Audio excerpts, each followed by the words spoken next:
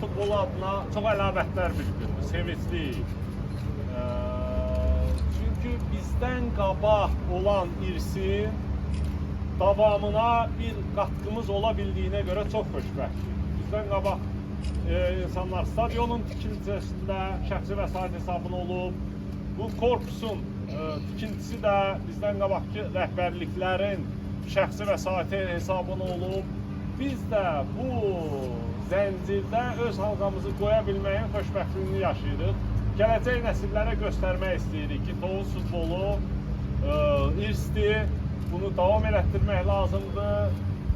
Ali Başkomandan cənab İlham Əliyevin idmana göstərmiş olduğu qayğı hamımıza məlumdur. Bölgəyə xüsusən ayrılmış olan diqqət hamımıza məlumdur.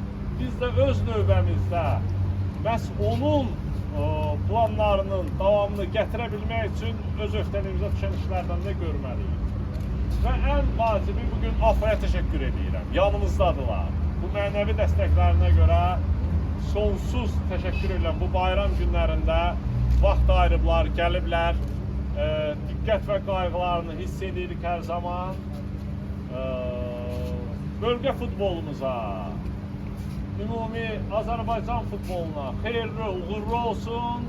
İnşallah Cahangir müəllimin ilk açışıdır, ardı gəlsin. Hər bölgədə də çoxlu açışlar keçirmək Allah da sizə nəsib edəcək. Qeyd elədi. Bugün